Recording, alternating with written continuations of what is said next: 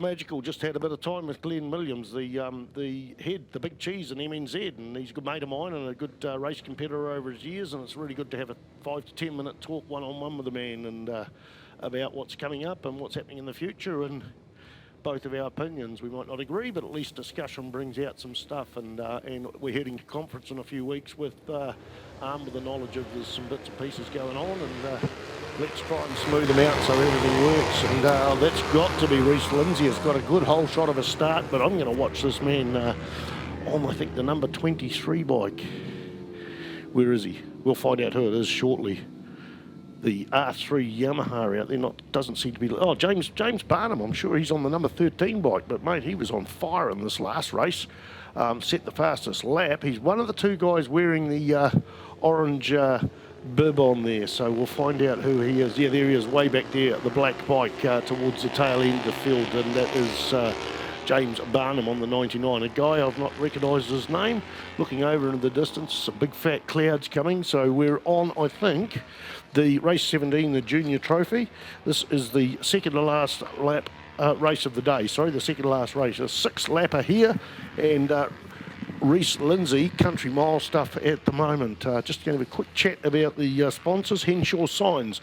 Seeing that name there, I can remember racing sidecars back in the 80s and early 90s, and Henshaw Signs were involved back and then sponsoring people, but Henshaw Signs have done a lot for this Vic series. Ivan Jones Engineering, it must be years they've been supporting this. Scooterartsy in Wellington have brought you the F2 Cup as well. Danny Burke Suzuki, Fastway Couriers, the Victoria Motorcycle Club themselves, Kiwi Bike Insurance. They're insurance brokers, so they don't own their own insurance company that insures their bikes from them. They pick the right insurance for your product, what you've got, whether you've got a road bike, classic bike, whether you've got one of those 3-wheel things, whatever. They'll get the best package for you. Ctas Text to Web Systems, as well as TSS Red Barrett and Ellistown, RS Motorcycles, and of course the naming rights sponsor, Bridgestone. Oh, one thing I've forgotten all day today, sorry folks, and very big apologies to Sean Donnelly, Precise Print and Design. I've been going through the program all the way through, and haven't noticed that in the front we've got all the sponsors listed. So Precise Print, thank you for that.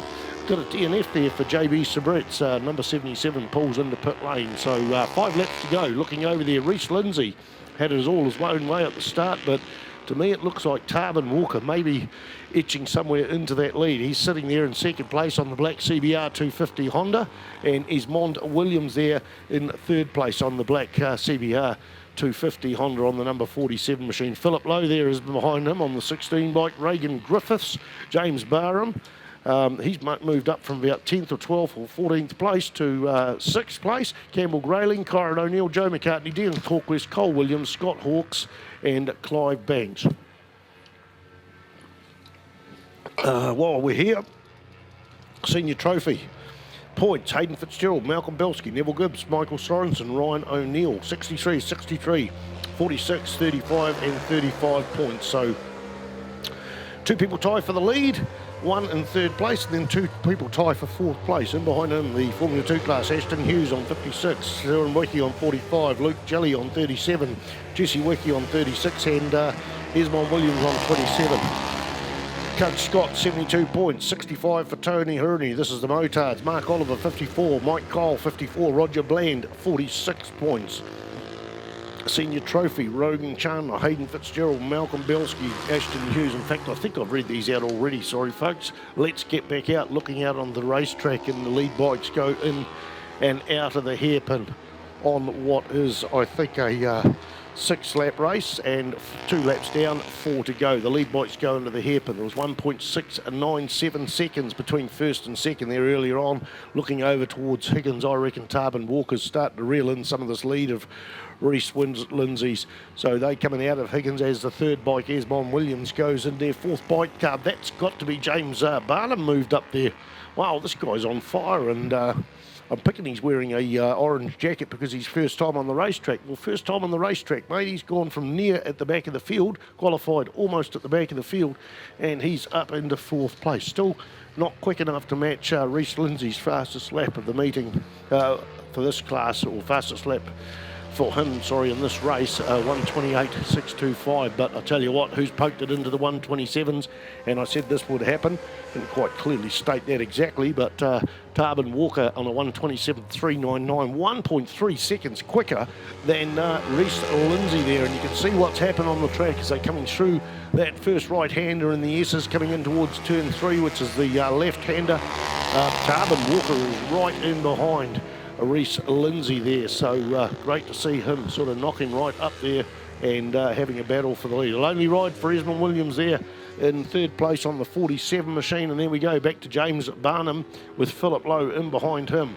Barnum there in fourth place, Lowe in fifth place, and Barnum running in the 33.2s, 32.7 for Philip Lowe, so Barnum might get past, Lowe might get past Barnum. You can see those guys coming out of the hairpin. Something going on with Barnum as he slows up and lets another bike. Who would that be? That's got to be Reagan Griffiths here on the bucket, the GPR 125, using the corner speed out of the hairpin to really put the willies up. James Barnum, the man that's riding out with the bright daylight jacket. You'll see that three group of bikes out there over the Higgins. Look at this GPR 150 just reeling this bike down the back straight. That's just shows you how quick this Reagan Griffiths machine is, and certainly these guys have been around building a lot of bikes for a lot of years, mostly in the bucket class. The lead bikes go across the start-finish line. Are we going to see a change of position? Tarbin Walker is in the lead as they go up into Toyota. Will he make it stick? Takes a tight line there, and he makes it work. Pushes Reese Lindsay down into second spot. Tarbin Walker, his last lap was a 127 flat, a 127.355, but Lindsay's not giving up, pulls up beside him out of that Toyota corner in that big fast right-hander there on the 42 machine. So the battle is on out in the front. We've got a lonely third place in the middle of that pack, and then three riders there, Williams, Lowe and Barnum there having a big battle through the S's there. You can see those three bikes with the Barnum machine with the bright orange Dayglow vest on there, with the GPR machine just corner speed's just sensational on this, with Reagan Griffiths doing the piloting. He goes up high coming into the hairpin there, and wow, it's just so tight round there, so tight.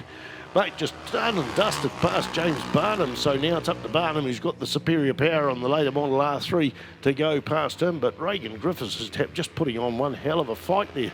2 laps to go. We're looking at down there Dale Kempthorne and Maxine Bernski there doing the duties on the start-finish line, are waiting to pull that white flag out to tell the people that it's the last lap of the race. And right now, Tarbin Walker comes through in first place on the 21 machine. Has Reese Lindsay got what it takes to come back at him? Not in tons of lap times, because a full 1 second quicker Walker was on that last lap. A 128.1, a 129.177, so just over a second quicker. So I think that race is done and dusted unless something dramatic happens. Don't think we're going to see a change of weather. Here's that third place gone through, but how did Barnum do that? He went from right back there in about 6th place and back up into 4th. So he's gone past 2 riders there since the Higgins corner, where he got dispatched out of there, so by Reagan Griffiths. And somewhere along the line, Esmond Williams has got a lonely ride, but somewhere along the line, Philip Lowe got amongst that, but he got past them as well. So looking at, I said it wasn't going to happen with the lead bikes, but look, up the centre straight, it is Reese Lindsay who pulled out of the hairpin there, and side by side down as they go into braking there. Wow, very, very tight stuff. So Reese Lindsay goes back into the lead in the Higgins corner. I thought this race was done and dusted, with Tarbin Walker being over a second quicker lap, but Reese Lindsay on the 42 machine has come back into action and is leading down that back straight. Walker closes up right on there as they go into the big Go Media corner. So we've got a 250 4-cylinder Honda there in second place, with Reese Lindsay in the front. It's going to be a drag to the line for the second to last race of the Bridgestone Vic Series here, and it is Reese Lindsay, but by nothing, almost nothing. It's 0.111 of a second. Reese Lindsay. It was the other way around. There was a second difference in the lap before, and this time round, second difference the other way, 26.7 versus 27.7.